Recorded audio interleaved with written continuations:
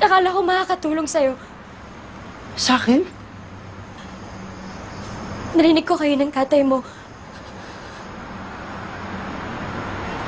Kargo ko pamilya ko, Mia. Labas ka na doon. Naisip ko it would help you move on. Move on from what? From everything that's keeping you from moving on. Bakit? Ano bang alam mo sa nararamdaman ko? Alam mo ba kung anong mga pinagdaanan ko? Hindi. So stop acting like you know my pain. Stop acting like you own it.